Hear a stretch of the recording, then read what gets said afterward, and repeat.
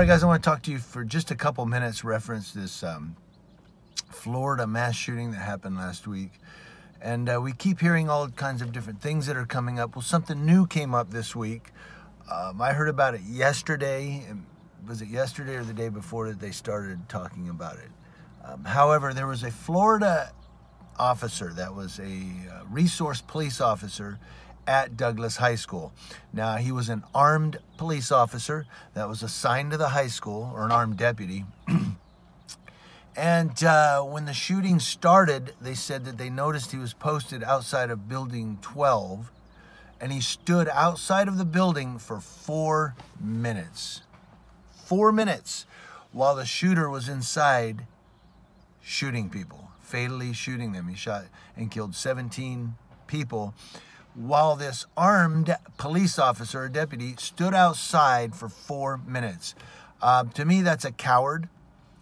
He was paid to protect the people in the school, whether it's students, staff, or teachers, and he did not do that. He stood outside cowering for 4 minutes. I don't care what he was doing. I don't care if he was trying to get back up. I don't care if he was trying to assess the situation, or he stood outside for 4 minutes while people were being fatally shot. He's a coward.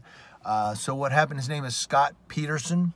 Interesting that his name is Scott Peterson, right? That's not the only Scott Peterson that's been in trouble in the news. Some of you Southern Californians will get that reference, particularly near San Diego. But this officer's name is Scott Peterson from Florida. He was the resource deputy, armed resource deputy, assigned to Douglas High School. So he was put on a unpaid suspension. He was suspended without pay. And in the midst of that, he resigned. He just quit. They talked to Sheriff Israel, who is the sheriff there, and one reporter asked him something about what should the officer have done, what was the action the officer or the deputy should have taken. Sheriff Israel said, I don't remember the exact quote, but he was in essence, he should have went in, found or contacted the killer, killed the killer. I mean, that's what he said. He should have went in, found the killer, killed the killer. ABC, done. Eliminate the threat, because that's what you do. These mass shooters aren't going to surrender. They're not going to drop their gun and put their hands up. They're in there killing people. So you go in, you eliminate the threat, done. Everybody's safe, get everybody out of the area. That's what he should have done. Instead, he stood outside and cowered for 4 minutes while people were being shot. So he resigned while on unpaid suspension. The sheriff did express that they will be continuing the investigation on this officer for what he did. That's for what? The term escapes me. Something not doing his duty.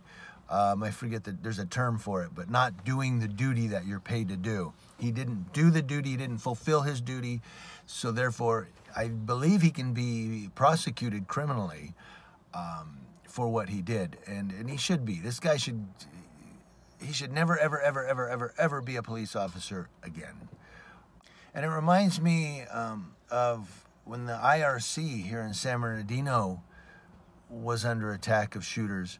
There was a video that got out. People were scared. They were filming with their phones. And there was one San Bernardino County Sheriff's deputy that was videoed saying he was trying to calm everybody down in the little area they were in. And he said, look, I will take a bullet before you do.